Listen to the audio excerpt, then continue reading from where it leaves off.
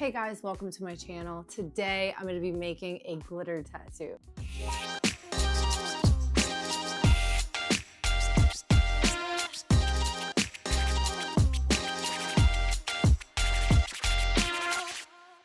So first things first, we're gonna go to my station and get all set up. So first step I do is I spray Maticide on my tray, and then I'm gonna put a dental bib right on top. I use A&D, and my machine is Valknut Rotary. It is handmade and it is all the way from the UK. And I am obsessed. It is the only machine that I use right now. Everything that I'm gonna use in the tattoo, I'm gonna lay right on that dental bib. I have star ink caps. I know they're really, really cute. I'm gonna lay those down after I dip them in the A&D, and then I'm gonna grab my heart cup, my heart-shaped cup. I'm gonna put my distilled water in that so I have something to wash my ink out, and then I have my ink mixer. So that's pretty much the layout of how I set up my tray / workspace. As far as what I'm tattooing today, I am doing one of these moths. So I'm gonna present them to my client. She said, I just want a moth, I don't care what it looks like as long as it's glittery. And I said, okay. So she comes in, I show her the three, she picks the blue one. So as far as colors go, we're gonna be using all Starbright brand colors. We're gonna be using black, white, and then we're gonna use multiple shades of blue. We're gonna place the tattoo right on her thigh, get her comfortable, let her use the restroom, make sure she has water, all that good stuff. What I do is I lay the stencil down. Here's a nice, beautiful little stencil peel for you. And then we're gonna leave it on for about 10 to 15 minutes to make sure that it's super, super dry. You don't wanna rush the process. You don't wanna rush tattooing. You don't wanna rush their experience.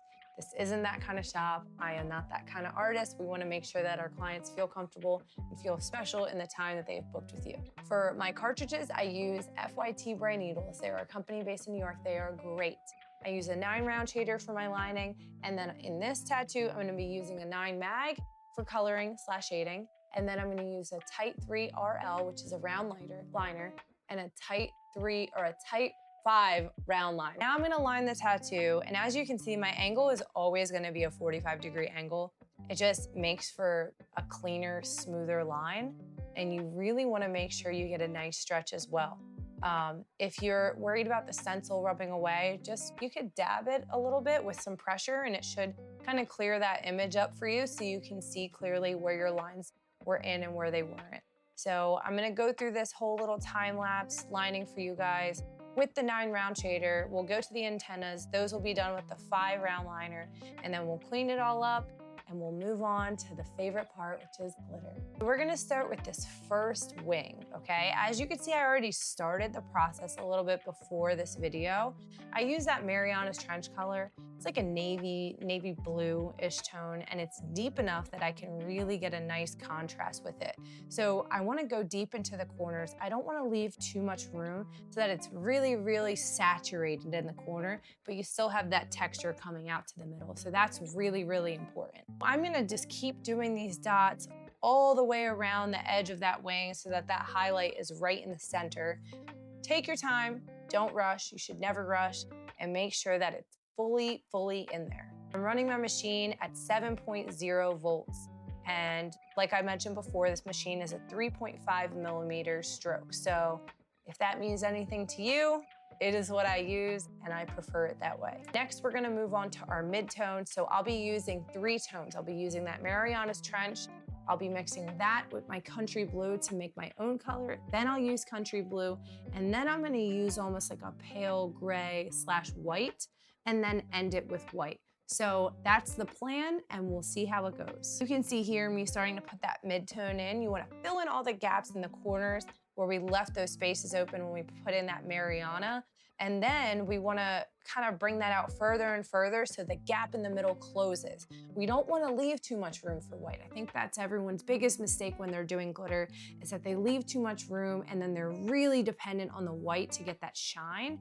And it's just not there for that. The white is like a little icing on the cake, but you wanna make most of your contrast with your colors. And then the white is just extra. It just gives that contrast on top to bring it all together. As you can see, I started in the center. So when we get to that white, we wanna really concentrate it towards the middle and then gradually bring it back out, which is the opposite of what we've been doing. We wanna make sure that we don't leave much room for imagination there, but we still can leave a little skin tone. That is okay. You just wanna keep it minimal.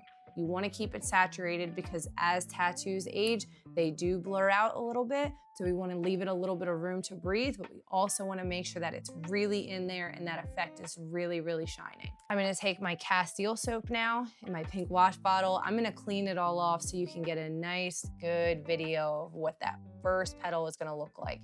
Okay, so as you can see, the texture is there. It blends really well. It's not harsh, but that white is really, really popping. All right, now I'm gonna go in and finish that tattoo exactly how I did with the rest of the wings. And then I'm gonna shade, normal shading right in the middle just to give it a little bit of depth in the tattoo. We're gonna wipe that all down so you can see the finished product. As you can see, that blue is great, it works well. It really stands out, the texture's there, the white is super, super vibrant, but you still get that glistening effect because of the contrast between all of the tones we use in that blue. And then the middle I feel like it just brings the tattoo together. Okay, you guys made it through a successful glitter tattoo. Please let me know your thoughts. Let me know how I did. Let me know if you have any questions. And of course, if you're in the area and you want to book something, come see me. My tattoo shop is called Dark Arts Tattoo Studio. We are in Bel Air, Maryland, so come see us. And thanks again for tuning in. I will see you all next time. Bye.